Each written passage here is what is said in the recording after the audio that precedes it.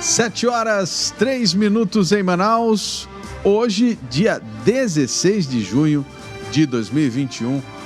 Muito bom dia para você. Bom dia a todos, bom dia Álvaro. Vacinação de pessoas de 39 e 38 anos começa amanhã aqui na capital. A alteração no trânsito de Manaus por conta da interdição na alça subterrânea do complexo viário na Avenida Constantino Neri, as linhas de ônibus devem mudar de itinerário. Noite agitada no bairro Compensa, um homem foi morto e outro ficou ferido após um ataque criminoso na residência das vítimas. Prepare o bolso. Conta de energia elétrica deve ficar 20% mais cara no país. Você que achava que já estava caro, hein? E ainda, Campelo contradiz Pazuello e diz que o Ministério da Saúde estava ciente sobre a falta de oxigênio. Ex-secretária de Braga, Omar e Melo, terá contas julgadas pelo TCE nesta quarta-feira. Nós vamos discutir sobre isso na coluna O Poder de hoje e também vamos falar sobre todos os detalhes do depoimento do ex-secretário de Saúde do Estado do Amazonas, Marcelo Campelo, que depois ontem na CPI da pandemia. Você também fica bem informado sobre o trânsito e as ocorrências policiais ao vivo. Este é o Jornal da Cidade de hoje, o seu Jornal das 7.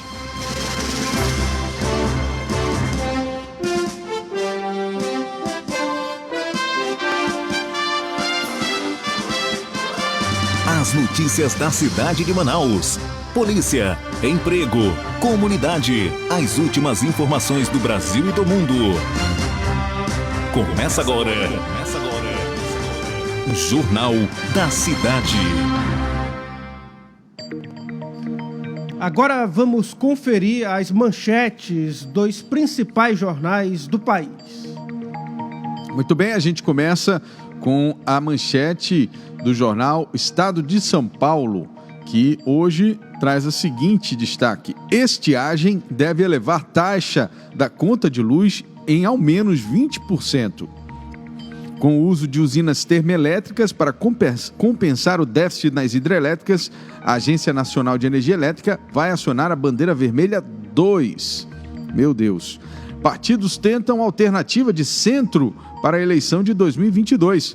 Sem nome natural e descartando Luciano Huck e Sérgio Moro, dirigentes de partidos do centro vão se reunir hoje para retomar conversas sobre eventual aliança na disputa presidencial. Sob pressão de servidores, Câmara discute reforma. Comissão da Câmara inicia a discussão sobre reforma administrativa com pressão pela definição da lista de carreiras de Estado e que teriam estabilidade. Bolsonaro fala em pagar R$300 no Bolsa Família. Atenção, Jair Bolsonaro afirmou que o novo Bolsa Família vai pagar R$300 em média aos beneficiários. O anúncio surpreendeu.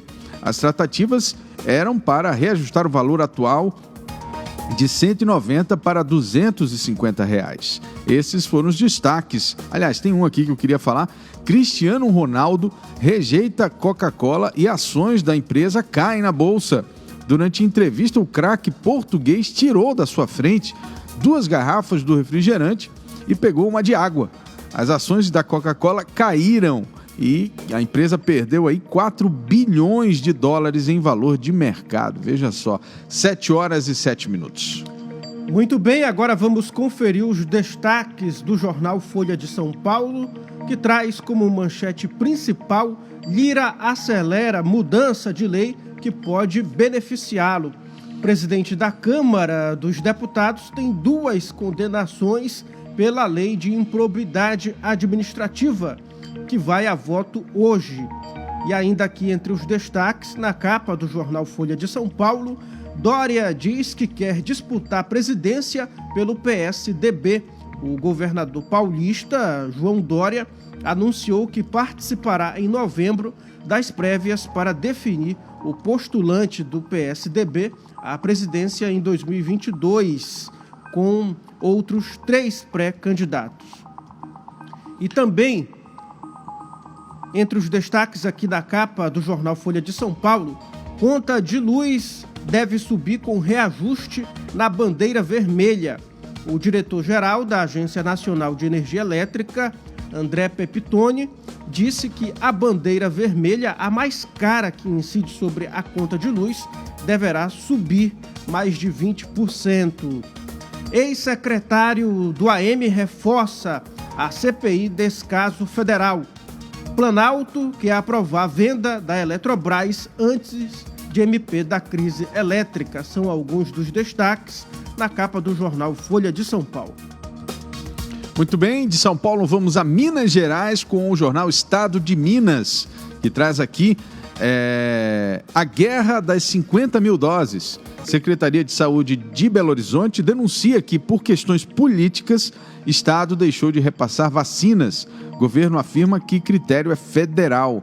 Sob a acusação do uso político da vacina, a Prefeitura de BH denunciou ontem, na voz do secretário de Saúde, Jackson Machado Pinto, um déficit de 50 mil doses que a administração esperava receber do governo do estado.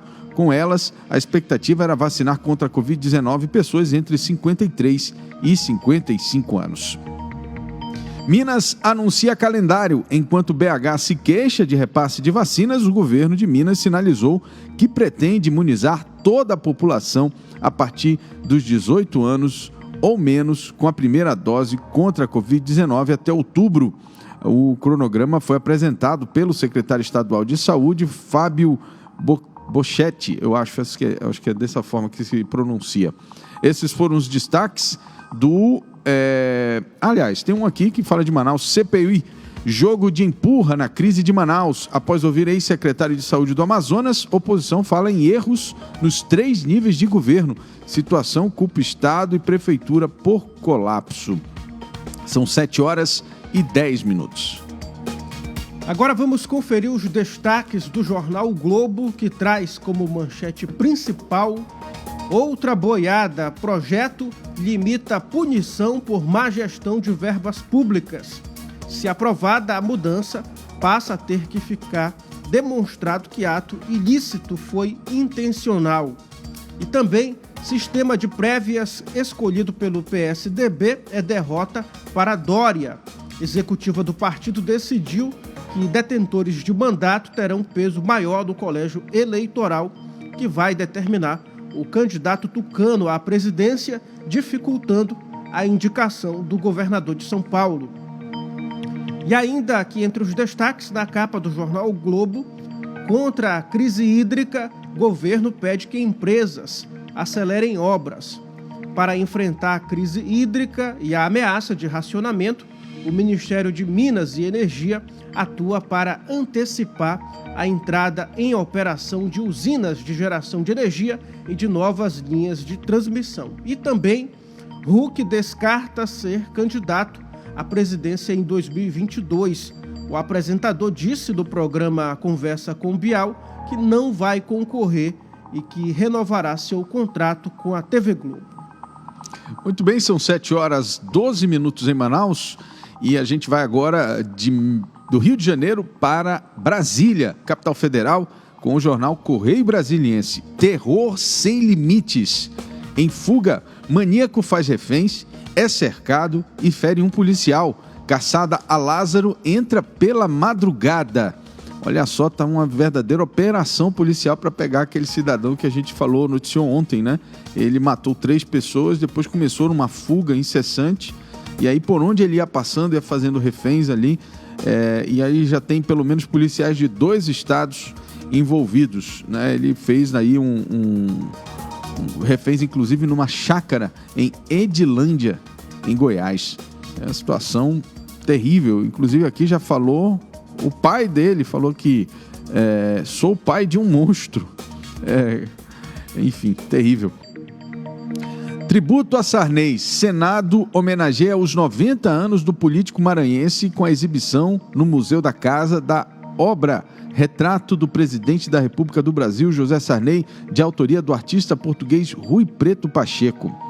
Uma lenda do pastel, Brasília perdeu o pioneiro Tião Padeiro, dono da pastelaria Viçosa, e Manaus perdeu aqui o Joca, da peixaria do Joca, né? Tradicional peixaria do Joca ali do São Raimundo, Uma pena também, um peixe muito bom, simples, mas muito gostoso. 7h13. Agora vamos conferir os destaques do Jornal 0 Hora, que traz como manchete principal: preço do frango aumenta 16,85% em 12 meses, o dobro da inflação. A alta foi registrada na região metropolitana em acumulado fechado em maio, conforme dados do IPCA. A variação geral no mesmo período ficou em 8,20%. E ainda aqui entre os destaques, na capa do Jornal 0 Hora, do Rio Grande do Sul, temos também: novo perfil da pandemia no RS revela alta circulação do vírus e internações estáveis. O cenário da doença, no momento, tem a mortalidade alta e mantém um risco de sobrecarga no sistema de atendimento. Especialistas apontam necessidade de manter cuidados preventivos diante de incertezas sobre rumo da crise sanitária no estado. São 7h15 e a gente vem agora para o Amazonas com o jornal A Crítica, que traz aqui um registro histórico. Aquecimento global já pode ser irreversível. Após missão no Ártico, cientista alerta que o planeta pode ter chegado ao ponto sem volta. Em Manaus, licença ambiental. Projeto de lei isenta igrejas de licenciamento. Proposta em análise na Câmara dispensa obrigatoriedade de emissão de licença ambiental para templos religiosos. Energia elétrica, conta vai ficar ainda mais cara. Crise hídrica provoca reajuste acima dos 20% em julho e privatização da Eletrobras deve elevar tarifa a longo prazo. CPI da Covid, Marcelo Campelo, Pazuello ignorou 4 apelos. O ex-secretário de Saúde do Amazonas disse à comissão do Senado ter enviado ofícios ao então ministro nos dias 9, 11, 12 e 13 de janeiro. Cidades, chega a vez dos que têm 38 e 39 anos. Máquinas chegam na rodovia BR-319. Urupadi vira foco de madeireiros. Isso aqui são as manchetes do jornal A Crítica de hoje, para você conferir aí em todas as bancas. 7h16. O tempo hoje. A previsão para hoje, de acordo com o Instituto Climatempo, é de sol com muitas nuvens durante o dia, períodos de nublado com chuva a qualquer hora, mínima de 24 graus e máxima de 29 graus. Trânsito. Muito bem, são 7h17 e a gente vai agora direto às ruas da cidade de Manaus. Ontem noticiamos aqui a situação da Torquato Tapajós, que estava completamente interditada no sentido bairro-centro, né? Quem vem ali da Zona Norte em direção ao centro da cidade, na altura da Philips, da fábrica da Philips, antiga fábrica da Philips, né? Ali havia a mão, né, da direita de quem vem em direção ao centro da cidade, estava completamente interditada por conta de uma cratera, né? E hoje me parece que continua pelos próximos 5 dias, não é isso, Edila? Só retomando aí, recapitulando esse problema na cidade. Bom dia, Álvaro, bom dia, Tiago, e a toda a equipe, né, que está aí trabalhando para que as pessoas fiquem bem informadas, isso tudo através do site imediato, né? É isso aí.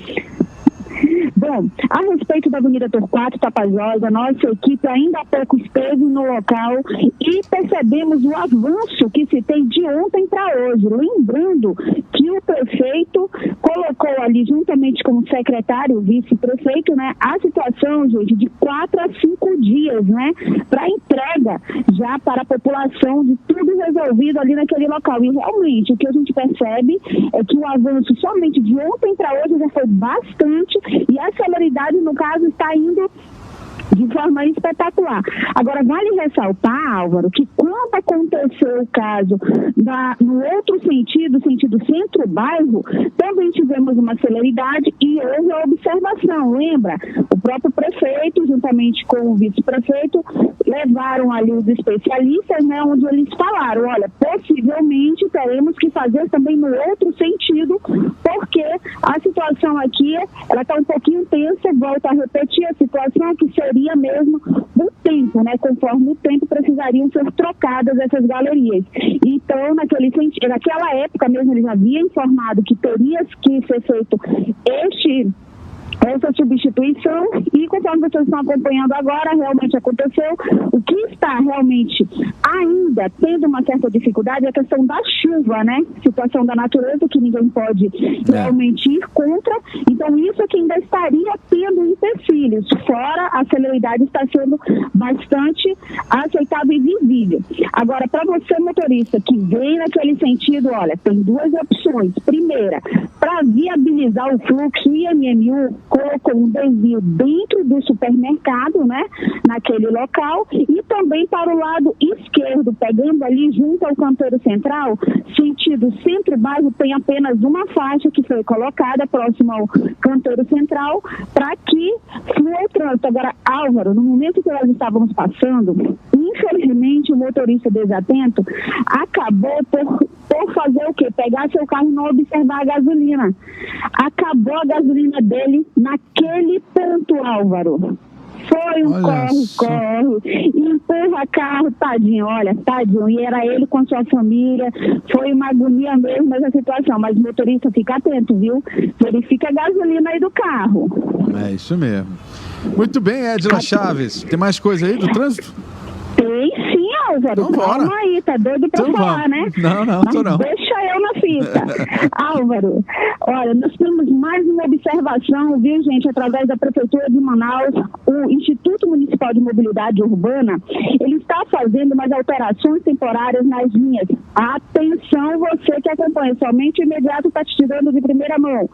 As linhas 122, 123 e 452 terão um pequeno desvio durante os dias 15, 16 e 17. Agora, Álvaro, sabe o porquê disso? Sim. Nossa equipe do Imediato e o Povo recebendo ali as denúncias a respeito de como estaria embaixo do viaduto, olha, o complexo viário Ministro Roberto Campos, esse complexo, gente, é aquele que interliga ali o Veiralves ao São Jorge, ali na Avenida Constantino Neri, na Zona Centro-Sul. Nossa equipe do Imediato e o Povo ficou recebendo as informações, algumas alegações de motoristas dos riscos que estariam devido àquela plataforma que tem de ferro, que infelizmente estamos tendo casos de furtos, né? Ah, aquele buraco que eles estavam tirando aquelas tampas ali, né? E os pneus estavam rasgando ali, né? Isso, Álvaro, aquilo ali vai ser substituído, vai ser concreto agora, Álvaro. Perfeito. E isso, sabe o que vale como alerta também para a população? É que quem acompanha o site Imediato tem a resposta das suas denúncias. Ou seja, se não está bom para a população, a nossa equipe vai lá e mostra e pede uma solução. E olha aí a solução chegando. Perfeito. Então, você que está ouvindo, avisa aí para a vizinha. Sabe aquela vizinha que é radar? Avisa para ela que o Imediato e o Povo, o site Imediato, ele tem que ser compartilhado, ele tem que ser curtido, viu? É isso aí. Então, fiquem atentos nas mudanças das linhas 122, 123 e 452. Agora, a nossa equipe está colocando aí para você, né, qual vai ser o trajeto, o ônibus 123 e 452 no sentido bairro centro, eles vão direto na Avenida na Djalma Batista e dobram à direita na Avenida Álvaro Maia. E a partir dali, ele vai até fazer o retorno próximo ao Centro de Convivência da Família Madalena Arfidal. Então, vocês estão acompanhando aí no mapinha, qualquer coisa querendo entender mais, no site Imediato tem lá todo o trajeto das linhas que haverá essa mudança, 122, 123, 452. Observação, essas mudanças temporárias para melhoria justamente do condutor aí dos veículos naquela área que precisa utilizar o complexo viário Ministro Roberto Campos. Isso mais uma resposta, lógico, do site imediato. Olha, e eu queria aproveitar que a gente está falando de linha de ônibus. Ontem, vários moradores do conjunto João Paulo nos procuraram, ontem à noite, na verdade. Eles chegaram a fazer, inclusive, uma manifestação. E eu queria deixar registrado aqui que o IMMU e os órgãos da prefeitura que fossem responsáveis por essa situação dos ônibus entrassem em contato lá com a comunidade. Por quê? Na verdade, eles reclamam que foi retirada a única linha de ônibus que ia até o João Paulo. E aí eles estavam ficando ilhados, sem transporte coletivo naquela região. Os motivos, obviamente, a gente não sabe, por que foi retirada essa linha lá do João Paulo, mas os moradores estão exatamente bem contrariados, porque, imagine, se eles só têm uma linha de ônibus e tiram essa linha, eles ficam sem ter como sair do bairro através do transporte coletivo, porque para muita gente, para quem tem carro não, mas para muita gente, o transporte coletivo é essencial, E uma outra situação que eu queria deixar registrado aqui, acho que foi no final de semana, o pessoal me corrige se eu estiver errado, nós tivemos 2 acidentes com vítimas fatais ali no viaduto do Manoa, o recém-inaugurado viaduto do Manoa. Isso acende um alerta, isso acende uma luz amarela para as autoridades entenderem por que esse viaduto está sendo alvo de tantos acidentes em tão pouco tempo. É de se desconfiar por conta exatamente dos problemas de estrutura que esse viaduto teve ao longo dos últimos meses, desde que foi entregue. E essas 2 mortes precisam, obviamente, ser investigadas, entender o que aconteceu nesses 2 acidentes, para que outras pessoas não sejam vítimas, se é que esses acidentes têm relação com a estrutura do viaduto do Manoa. Mas muita atenção, você que trafega por esse viaduto, ele ainda está aí sob o olhar atento, depois dele ter sido entregue todo torto. 7h25. Obrigado, Edila. Trânsito. Só uma informação extra sobre outra alteração no transporte coletivo da capital. Muita atenção, que algumas ruas do bairro da Paz, na zona centro-oeste, vão ser interditadas. O objetivo da intervenção é para que a empresa Amazonas Energia execute o serviço de interligação de uma subestação na localidade. Isso vai afetar o percurso das linhas 203, 215, 217 e a linha 222. Você vê aí, tá aí a imagem. Na tela, A imagem. Preste atenção. Transitam nas ruas Comandante Paulo Varela e do Advento. Olha só, você olha aí, essas linhas, elas têm desvios, A linha vermelha é o desvio da ida, da rota, e a linha azul é o desvio na volta, Então ali o trecho interditado está nesse círculo vermelho aí que você está vendo. Então, na verdade, você entra ou sai ali pela 27 de outubro, E aí você vai fazendo o contorno até sair ali na Cordilheira dos Andes. Essa é a alteração. Os detalhes estão no site imediatoonline.com, com mais clareza e com mais calma. Você pode conferir, é só acessar o site. Daqui a pouco a gente vai falar novidades sobre a cheia no Amazonas, A gente achava que o rio ia baixar de vez, mas me parece que teve um repiquete aí. Daqui a pouco a gente vai registrar isso para você. São 7h27. Vamos falando agora de Covid-19. O Brasil registrou 2.760 mortes por Covid-19 nas últimas 24 horas, totalizando nesta terça-feira 491.164 óbitos desde o início da pandemia. É o maior número de óbitos registrado em um único dia desde o último dia 5 de maio. Na época, o país havia registrado 2.791 mortes. Com isso, a média móvel de mortes nos últimos 7 dias chegou a 1.980. Em comparação à média de 14 dias atrás, a variação foi de mais 6% e indica tendência de estabilidade nos óbitos decorrentes do vírus. Então é importante continuar seguindo os protocolos em prevenção à doença. E veja só os números do Amazonas. Atenção você aí que está em casa, que já tomou a vacina. Eu ontem, inclusive, me vacinei, a primeira dose, pelo menos. Então, assim, mesmo com a vacina, né, você tem que ter muita atenção. O Amazonas, nesta terça-feira, registrou 726 novos casos da Covid-19, totalizando agora 394.601 casos da doença no estado desde o início da pandemia. Foram confirmados 13 óbitos por Covid-19, sendo 3 ocorridos na segunda e 10 óbitos após investigação, elevando para 13.162 o total de mortes pela doença. Esses 726 novos casos, é importante dizer, como foi a terça-feira a ser registrado, ele tem um reflexo ainda do final de semana, né? Porque a contabilização dos casos novos do final de semana acaba refletindo na segunda e nos relatórios de segunda e de terça-feira. Então, é possível que amanhã a gente tenha uma redução, mas 726 casos me lembra muito o início da segunda onda, que foi assim, foi 300, 400, 500, né? E foi subindo. Então, a gente não precisa ficar desesperado, mas a gente precisa estar alerta e alertar a população de fazer o uso do protocolo individual de segurança, que é o uso da máscara, o uso do álcool em gel e manter o distanciamento necessário entre as pessoas, ainda que estejam no mesmo ambiente. Balanço da vacinação agora contra a Covid-19 dessa terça-feira aponta que o Brasil aplicou mais de 80 milhões de vacinas, somando a primeira e a segunda dose dos imunizantes.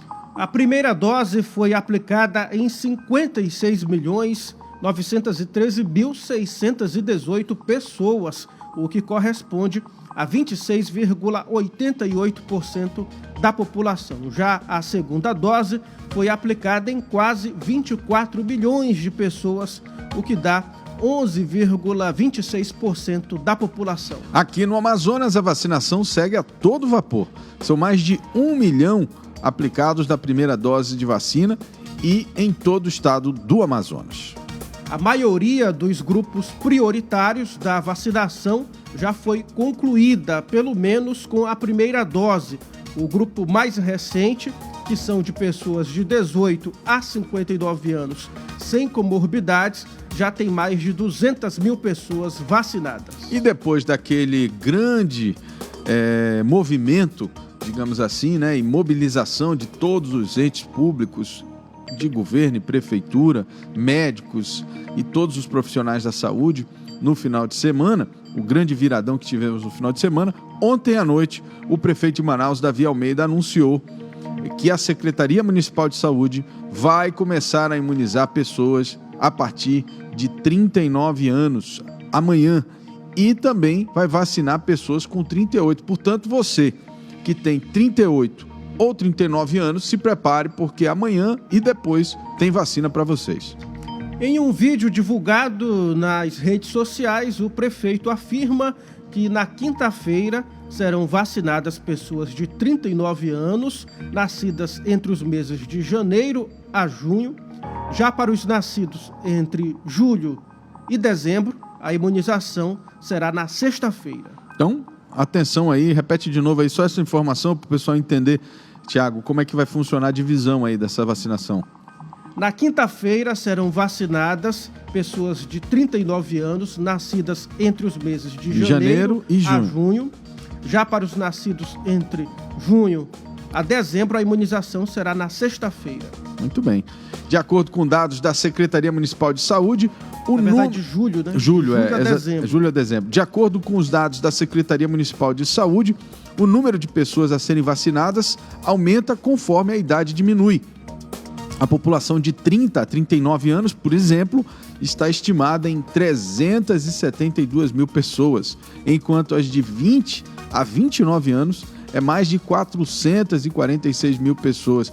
Enfim, quanto menor a idade, maior o público.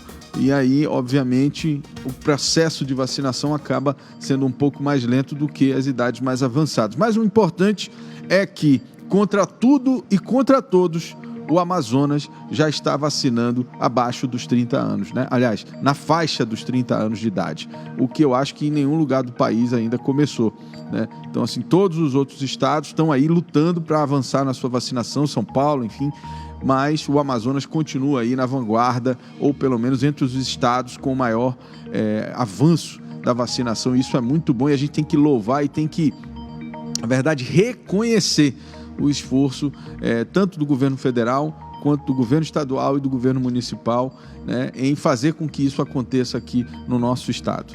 7h33. Tem um vídeo. Jornal da peraí. Cidade. Tem um vídeo, né? Tem um vídeo. Vamos colocar o vídeo do Davi Almeida, porque o vídeo faz um anúncio aí. Vamos ver aí o que o prefeito falou.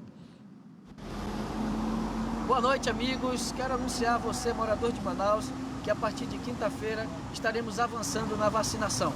Você que tem 39 anos, nascido de janeiro a junho, você pode comparecer às nossas unidades de vacinação, os nossos pontos de vacinação. Você que tem 39 anos, nascido de julho a dezembro, compareça aos nossos pontos de vacinação na sexta-feira, dia 18. E a você que tem 38 anos, você pode comparecer no sábado a todos os nossos pontos de vacinação. Uma boa notícia é Manaus avançando na vacinação. Acompanhe mais informações no site oficial da Secretaria Municipal de Saúde e no site da Prefeitura. Boa noite. Valeu. Jornal da Cidade. Muito bem, é isso aí. Uma notícia amarga agora para todos os brasileiros. O diretor-geral da Agência Nacional de Energia Elétrica, André Pepitone, afirmou nesta terça-feira que a crise hídrica enfrentada pelo país neste ano já permite estimar uma alta de pelo menos 5% nas contas de luz em 2022. O pior é que a agência também prepara mudanças que devem encarecer a conta de luz nas próximas semanas, incluindo um aumento de mais de 20% da bandeira tarifária mais alta que está em vigor atualmente e já adiciona R$ 6,24 na conta para cada 100 kW consumido ao mês. O aumento dos preços da energia tem relação com o maior acionamento das usinas termoelétricas para suprir uma queda de geração das usinas hidrelétricas. O Brasil enfrenta a pior estiagem dos últimos 91 anos, segundo o governo federal. Esse impacto deve chegar às tarifas residenciais e comerciais apenas no próximo ano. Mas as empresas que compram energia diretamente da distribuidora já devem pagar esse adicional ainda em 2021. Para você entender, uma geladeira gasta uma média de R$ 57,00 por mês. Com esse aumento, o preço deve subir até R$ 70,00. Somando com cada aparelho elétrico da sua casa, a despesa vai ficando cada vez mais alta. Jornal da Cidade. Mas e a gente falando de estiagem no Brasil, né? A gente também tem que falar da cheia. Estiagem é a seca. Vamos falar da cheia, que continua atingindo a nossa cidade e muitos municípios do nosso estado. O Amazonas registrou, todo mundo sabe, esse ano a maior cheia de sua história. E nós noticiamos aqui a descida de 1 centímetro. E agora? Ele acabou subindo nessas últimas 24 horas, não é isso, Thiago? Exatamente, Álvaro. Nas últimas 24 horas, o Rio Negro subiu 3 centímetros, marcando agora 30 metros e 2 centímetros. Veja só. Olha só, destaco que existe um fenômeno chamado de repiquete, como eu falei agora há pouco, que faz o rio subir de forma acelerada e logo em seguida descer. Então, o rio pode estar passando por esse fenômeno, mas vale lembrar que os especialistas alertaram que o rio iria subir até o final deste mês. O que nos resta, obviamente, é aguardar o movimento da natureza e entender que isso está fora do nosso controle. Não tem nenhum botão que a gente possa apertar para resolver isso. E tem a questão das chuvas, né? Nesses últimos dias aí choveu. Exatamente. Muita chuva também na cidade, né? Muito bem.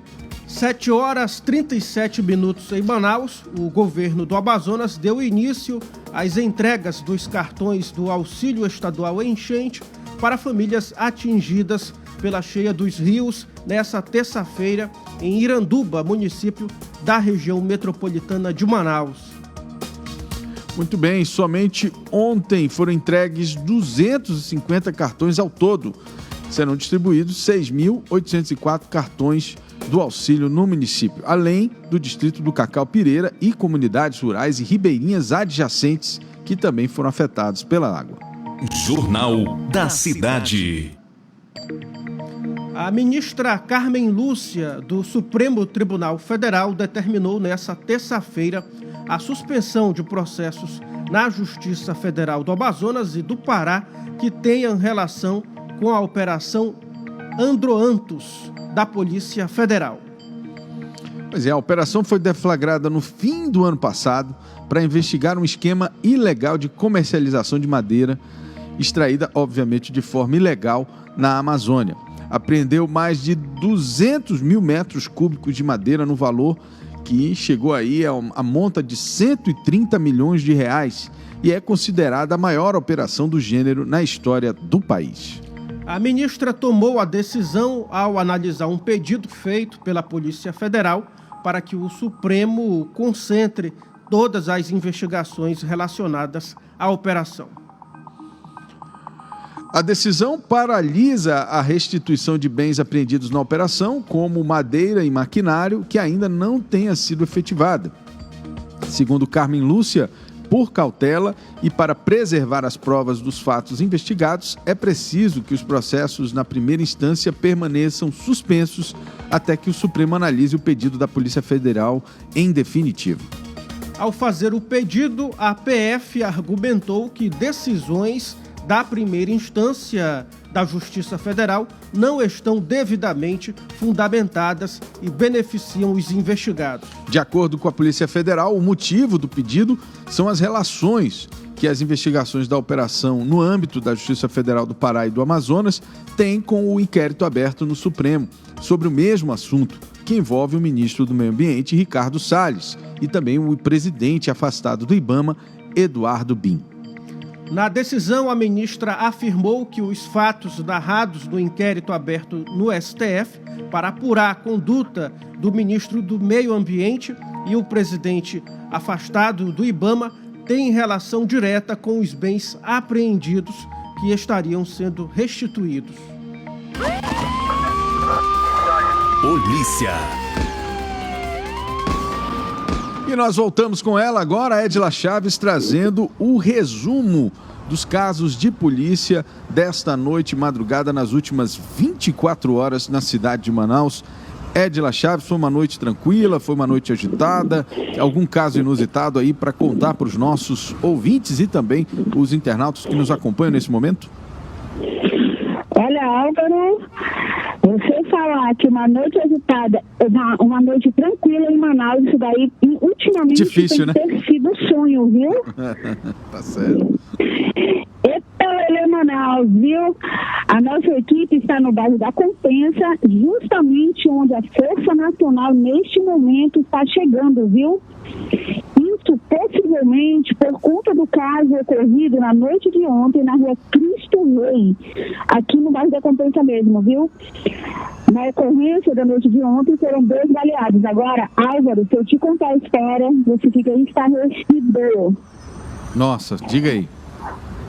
Geralmente a história é que aqueles que chegam para matar vêm de carro, de moto e até a pé, né? Isso. Mas agora eles estão utilizando o rio, Álvaro. O quê? Exatamente, o rio? Utilizando o rio. Ah, meu Deus do céu. A casa fica próximo, né, ao Igarapé, então com isso eles chegaram no local e ali então invadiram a casa, acabaram, o alvo parece que seria o Felipe, né, Felipe Siqueira, que inclusive acabou morrendo na hora. No momento em que o primo do Felipe, que estaria junto com ele, o William Siqueira, vendo que estavam indo para cima de seu primo, entrou em luta corporal com alguns dos homens que chegaram para cometer o homicídio e acabou recebendo também alguns disparos. Apesar de ter sido socorrido ainda na noite de ontem e conduzido para o pronto-socorro 28 de agosto, acabamos de obter a informação que ele foi a óbito. Nossa. Então, que coisa, né? Estão usando, quer dizer que agora estão chegando... Acabaram sendo assassinados. Estão chegando de canoa, né? É isso? Vão de canoa pelo Igarapé, pelo rio, e aí executam o cidadão, né? Fica até mais difícil, né? E outro caso que nós temos aqui, Álvaro, é de Carlos Soares da Silva, de 30 anos. Caso ocorrido no bairro Zumbi. A situação foi que Carlos estaria caminhando na rua, foi o momento em que chegaram em moto e acabaram abordando e atirando. Agora, a equipe da polícia que estaria no local, né, acabou trazendo a informação de que Carlos teria sido alvo realmente da questão de tráfico e que, infelizmente, o seu cunhado, 15 dias antes ao fato, também foi assassinado. E isso por envolvimento com tráfico. Certo. Aquela história, né? Família unida. Foram mais de 10 tiros, né, Edna? Exatamente, mais de 10 tiros. Isso foi bastante tenso também na tarde de ontem. Ontem o Manaus estava bem agitado. Tivemos também atropelamento com vítima fatal. Enfim, agora, aproveitando esse adeno, as pessoas que estiverem realmente querendo saber detalhes, Álvaro, vou te contar um segredo. Diga aí. Conte. Quer saber o que acontece na cidade? Acesso ao site imediato.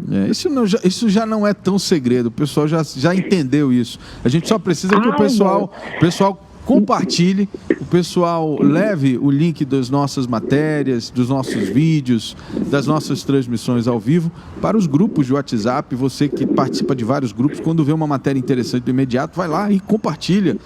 Você ajuda a divulgar o trabalho realizado pela equipe do imediato ao longo das 24 horas. A gente não para, né, Edna? Não para.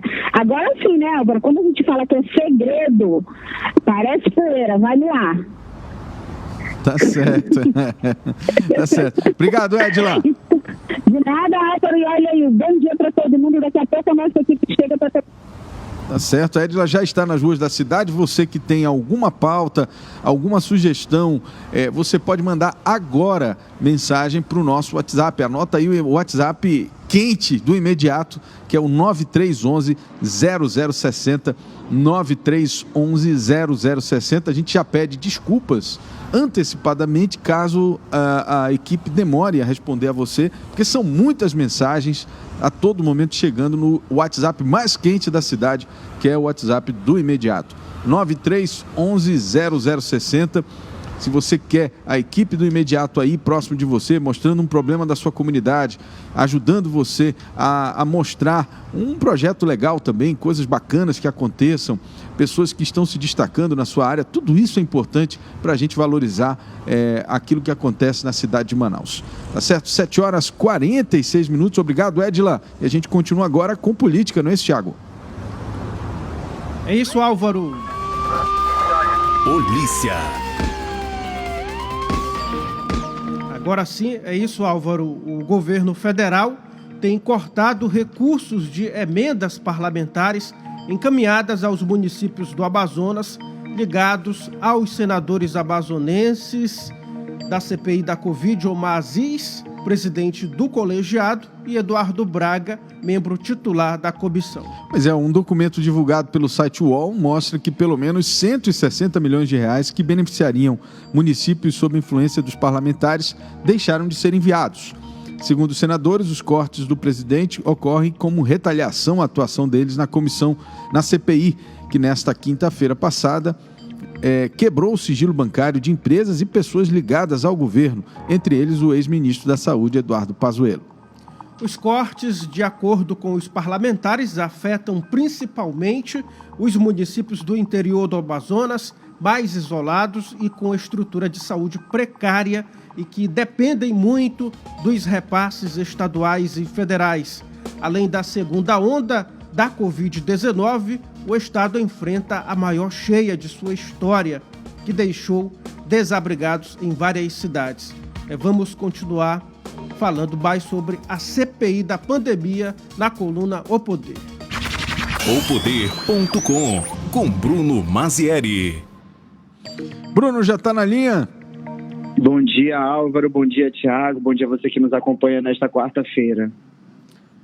Bom dia, Bruno. O ex-secretário de Saúde do Amazonas, Marcelo Campelo, afirmou nesta terça-feira, durante seu depoimento à Comissão Parlamentar de Inquérito da Pandemia, que ligou para o Ministério da Saúde no dia 7 de janeiro para informar sobre a falta de oxigênio em Manaus. Com isso, Campelo contradiz o ex-ministro da Saúde, Eduardo Pazuello, que disse à CPI que só teve conhecimento da crise no dia 10 de janeiro. Não é isso mesmo, Bruno? Isso mesmo, Tiago. Ontem, o ex-secretário de Saúde do Estado do Amazonas, Marcelo Campelo, esteve lá na CPI, esclareceu muitos pontos que estavam para ser esclarecidos, dentre eles a questão do tratamento precoce, que muito se falava, e que ele fez questão de esclarecer que o Estado do Amazonas não praticava esse tipo de protocolo, e falou também que avisou o ministro Pazuello no dia 7 de janeiro sobre um possível colapso no oxigênio, possível naquela época, né, que a gente viu que ocorreu. E assim ele contradisse o que o ministro Pazuello havia dito. Ele disse que realmente ligou para o Ministério da Saúde, informou o problema, e que só obteve resposta 3 dias depois, dia 10, quando o ministro realmente se posicionou a respeito do assunto. Então, uma coisa que me chamou bastante atenção ontem foi a postura do senador Eduardo Braga, que por diversas vezes,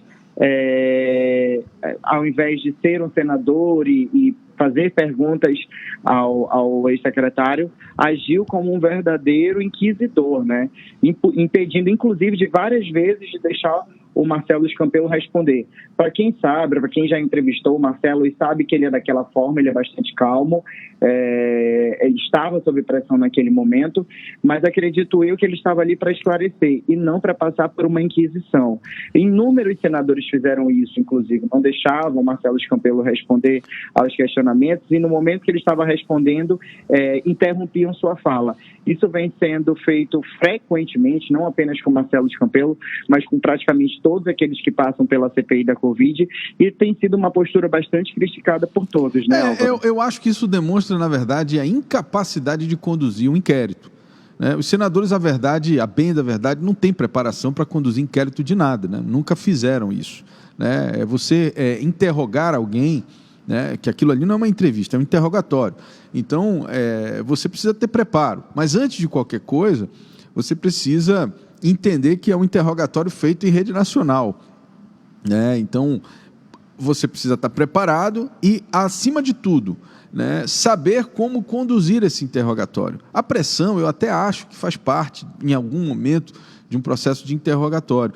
Porém, se você não tiver foco, se você não tiver aonde chegar, se perde e fica parecendo, que é a sensação que a gente tem, que a pessoa que está indo ali para responder a perguntas, está sendo obrigada a responder o que eles querem ouvir.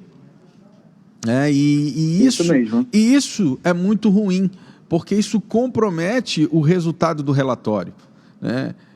Há uma tentativa, sabe aquela coisa que você fica perguntando para a pessoa responde, e como ela não respondeu o que você quer, você sai do controle. Parece que, na verdade, os senadores perdem o controle. Semana passada, eu acho, inclusive, que o senador Messias de Jesus, que é dos progressistas de Roraima, ele fez uma colocação, ele fez uma interrupção a uma indagação lá, a uma condução, vamos dizer assim, do senador Omar Aziz, não sei se você lembra disso, Bruno, em que ele diz, presidente,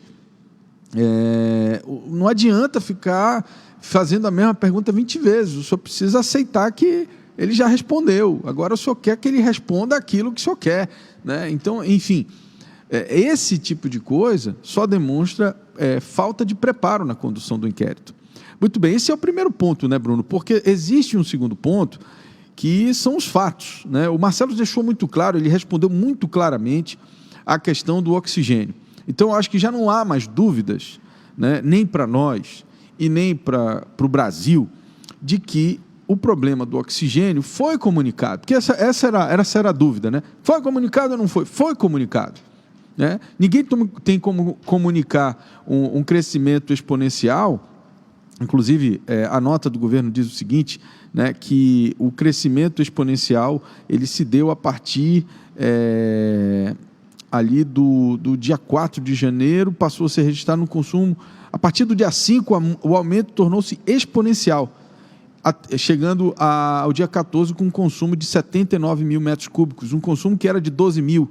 Né? Então, assim, não há como, num espaço tão curto de tempo, isso ficou claro para mim, para você dimensionar ou prever, nem Mandiná conseguiria prever que o consumo iria chegar em níveis tão altos em tão pouco tempo. Isso é o que ficou claro para mim, por conta dos documentos e do que foi apresentado pelo governo até aqui. Agora, a dúvida em relação a ser ou não comunicado, foi comunicado. Existe a comunicação. Né? A questão, quer dizer, já foi respondida. O que vão fazer com isso? Esse é o problema da CPI, de quem quiser fazer alguma coisa com essa informação. Mas não adianta querer mudar. Foi comunicado. Não é isso, Bruno? É isso mesmo, Álvaro. E é isso que você falou. A sensação que dá, e eu já vi vários senadores fazendo isso, é que quando a pessoa responde alguma coisa, eles têm a mania de dizer assim, não, isso não é verdade. Então, assim... Se tu sabe a verdade, por que tu está perguntando, né? Justamente, né? Então, ontem eu vi isso repetidas vezes. E vi também o senador Eduardo Braga perder a compostura inúmeras vezes diante do interrogatório do Marcelo Campelo. E me pergunto, se não é para falar, se a pessoa não pode responder aquilo que ela tem como verdade, então não há motivos para ter a CPI. Não convoca, pega os documentos. A comparecer até Exatamente. Aquele local. Você usa os documentos que você considera que são verdadeiros, faz um processo na Justiça ou no Senado e tal, sem precisar ouvir ninguém, porque os documentos estão ali. Né? Então, se você tem uma convicção diferente da que a pessoa está falando, não tem por que ficar fazendo isso com nenhum interrogado, né? Não tem necessidade. Justamente. Quando o cara diz assim, não é verdade, então ele sabe a verdade. Se ele sabe a verdade, por que ele está levando a pessoa para lá, né? Então não há necessidade de fazer pergunta, nenhum tipo de interrogatório e nem ter a CPI, né? Exatamente. Ainda falando em CPI, Álvaro, hoje quem vai depor às 9 horas, a partir das 9 horas, é o ex-governador do Rio de Janeiro, Wilson Witzel. Ele foi convocado pelo senador Randolfo Rodrigues e pelo senador Alessandro Vieira, né? Eles que assinaram o requerimento de convocação do Witzel. Antes de entrar na pauta do Witzel, eu queria só fazer um complemento a essa questão do oxigênio, porque à tarde começou a circular um documento, são 2 ofícios nos quais a White Martins fazia solicitações de aumento de pagamento para o governo do estado do Amazonas em virtude do aumento do consumo do oxigênio. E aí, salvo engano, acho que foi o senador Eduardo Braga, usou esses 2 documentos para dizer que o estado já sabia que ia ter uma crise de oxigênio e tal. Quer dizer, não vamos misturar alhos com bugalhos, né? A gente tem que entender o seguinte, quando você tem um contrato com uma empresa, seja o serviço qual que for, de limpeza, de viagem, etc., você cobra de acordo com o consumo. Os 2 ofícios, eles tão somente pediam que o governo do estado reconhecesse que naquele exato momento, naquele mês, havia acontecido um consumo além do que estava contratado e que eles estavam recebendo e que eles queriam receber por conta daquele aumento no consumo. Em nenhum momento os documentos tratam de aviso, né? Dizendo que, ainda que eles possam demonstrar um possível aumento, mas assim, dentro de uma pandemia, é óbvio que vai ter um aumento, né, Bruno? É natural que iria registrar um aumento. Principalmente se tratando de uma pandemia onde uma das causas, um dos principais sintomas é a falta de ar, né? Exatamente. Então ali é óbvio que é lógico que houve um aumento, mas o que a gente está questionando aqui é o aumento exponencial em janeiro, em menos de 5 dias, que saiu de 20 e poucos mil metros cúbicos para 70 mil metros cúbicos. Ninguém tinha como prever isso, né? Que a coisa ia chegar nos níveis que chegaram. Muito bem, essa é a questão. Então, o senador ficou insistindo nessa pauta, né? Mas isso, no meu entendimento, é uma desinformação, porque uma coisa é uma coisa, outra coisa é outra coisa. Uma coisa é o pagamento, né, de um consumo extra que aconteceu num determinado mês, que não vai acontecer nos outros meses, né, como de fato não aconteceram ali naqueles meses, e hoje, por exemplo, com certeza, o consumo de oxigênio não está daquele jeito. Então, a empresa não vai fazer ofício pedindo para receber mais, né? Óbvio. Então, os ofícios, eles somente tratam de pagamentos, e não é um alerta dizendo, olha, não temos condições de atender a demanda que está se apresentando, porque nossas máquinas já estão no limite, não tem nada disso. É simplesmente um ofício de pagamento. Ainda bem que você voltou nesse assunto, porque outra coisa que me chamou bastante atenção e que eu esqueci de comentar foi com relação aos questionamentos em torno dos protocolos adotados pelo governo do estado para conter, né, a segunda onda e tudo mais. E a gente lembra, Álvaro, que no final do ano passado, às vésperas de Natal, o governador Wilson Lima decretou um isolamento social mais rígido. Exato. E foi alvo de inúmeras críticas. Nossa, teve manifestação. Com direito a tacar fogo no meio da rua, enfim. E o senador Eduardo Braga e o ex-prefeito de Manaus, Arthur Neto, na época, criticaram as medidas restritivas adotadas pelo governador Wilson Lima, perdão. E ontem ele cobrou medidas para que evitasse a segunda onda. Então, assim, na sensação contrassenso, é que o senador se perde no personagem dele, entendeu? Ao mesmo tempo que ele questiona essas medidas restritivas que não foram, segundo ele, não foram adotadas, ele esquece da opinião que ele emitiu lá no passado. Então, assim, há que se ter, né, um discernimento daquilo que se está falando. Coerência, Bruno. Está faltando coerência entre o discurso e a prática política, porque a verdade é que os políticos mais antigos, eles estavam acostumados com um mundo sem internet, sem televisão, sem vídeos de celular. Um povo sem memória, né, Álvaro? Sem a memória digital, vamos colocar assim, porque a memória na cabeça, ela realmente é curta. Mas a memória digital, ela fica aí, né? Então, as pessoas precisam entender que hoje os vídeos que você publica meses atrás, eles continuam ali. E as pessoas vão visitar esses conteúdos e vão ver o seu posicionamento. Então, não só ele, como a base do Bolsonaro aqui no Amazonas, ajudou nessas manifestações, porque tudo isso tinha a função política de desgastar a imagem do governador. No dia seguinte ao Natal, você lembra disso? Dia 25, 26, né? Eles fecharam o centro da cidade, eu me lembro muito bem, foi uma crise, né? Provocou, inclusive, uma série de manifestações na cidade, tentaram tocar fogo em vários lugares. Isso causou, na verdade, ocasionou uma reunião emergencial, que foram definidos novos protocolos, uma certa flexibilização de algumas coisas e tal. Mas hoje a cobrança era, né, como você disse, a cobrança na CPI era para que se mantivessem os protocolos de proteção e prevenção. É da mesma forma quando falam de vacina, de dezembro do ano passado para trás, quando nem existia vacina no mercado ainda, né? Cobram vacina numa época em que nem existia a decisão de se usar ou não vacina. As vacinas, elas começaram a entrar no mercado ali no final de dezembro, aliás, meados de dezembro, né? E isso em alguns países que produziam as vacinas, né? A gente tem que entender que o Brasil não produzia vacina.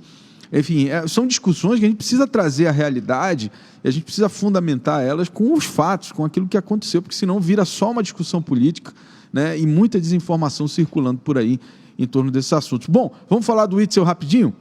Vamos falar. Olha, hoje ele vai depor, né? Está marcado às 9 horas.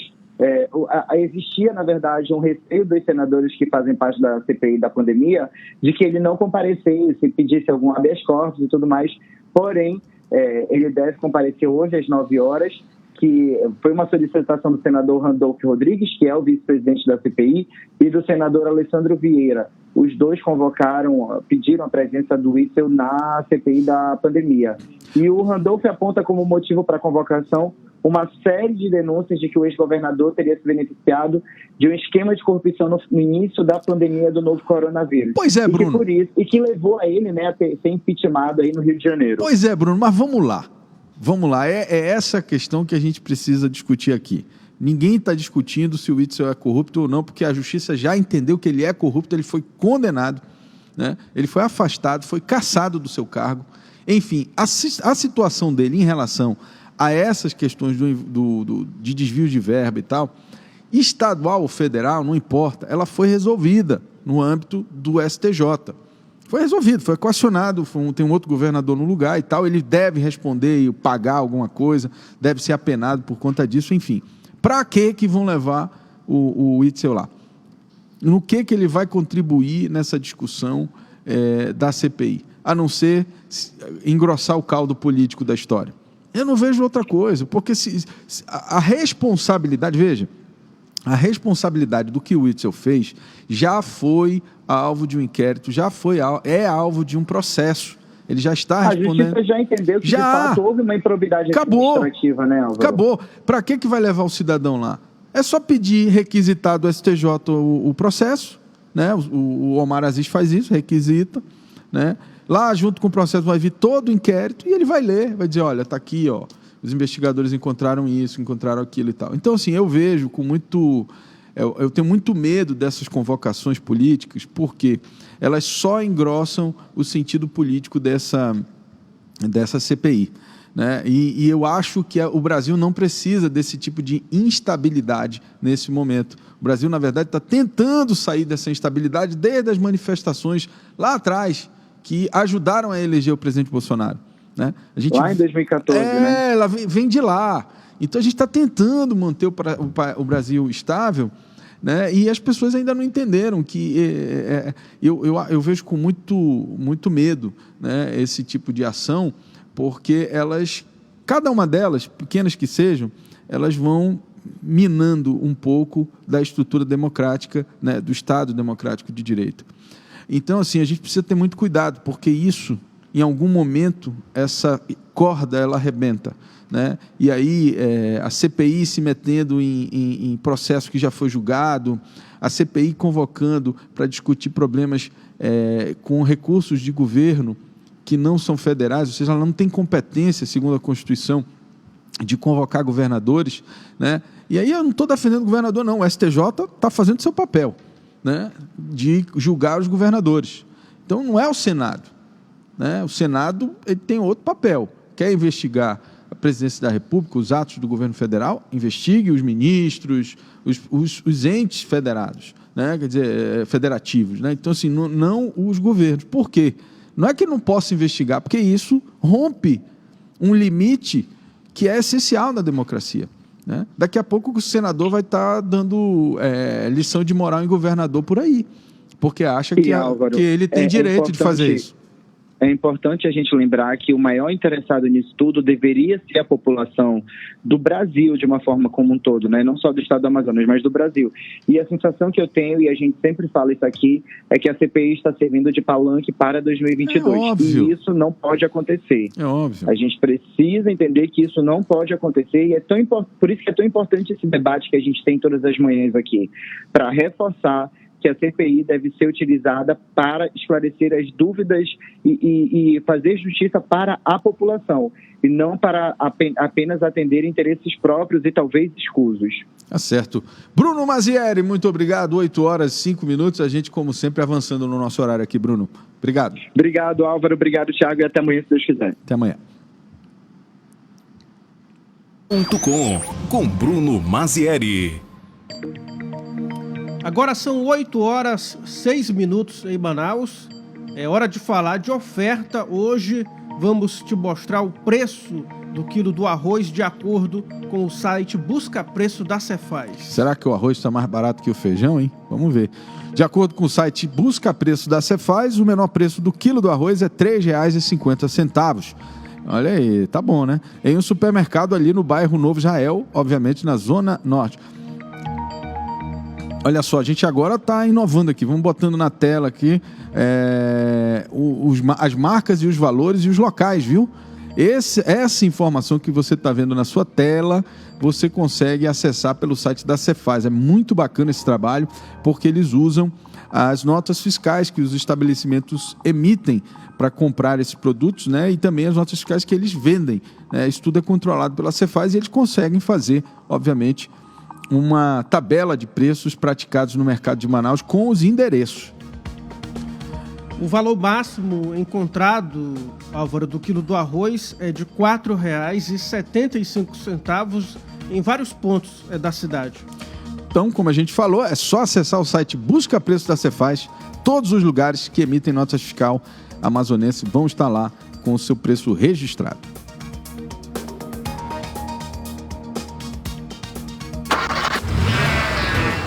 QG do Automóvel, com Alfredo Filho. Olha, e hoje a gente está trazendo aqui no QG do Automóvel um assunto que é muito importante, porque ele fala um pouco do mercado. Né? A gente falou no mês de maio, aquele mês um pouco retraído, E o mês de junho a gente já tem uma parcial que dos primeiros 15 dias, que é através do número de emplacamentos, né, de veículos novos aqui no Amazonas. Alfredo Filho tem os números, tem a informação. Como é que estamos aí nos primeiros 15 dias no mercado automobilístico, Alfredo? Bom dia. Bom dia, Álvaro. Nos primeiros 15 dias já emplacou 831 carros, uma média diária aí de 83 unidades. Certo. Não é muito cedo para comemorar, mas tem um crescimento de 7% nos primeiros 15 dias comparado à primeira quinzena do mês passado. Entendi. Então, os primeiros 15 dias já foram 7% maiores em vendas do que os 15 primeiros dias do mês passado, né? E isso mesmo. No mesmo período emplacou 776 no mês passado e agora, nesses 15 dias, emplacou 831. Isso a gente já pode esperar aí um aquecimento razoável do mercado, Alfredo?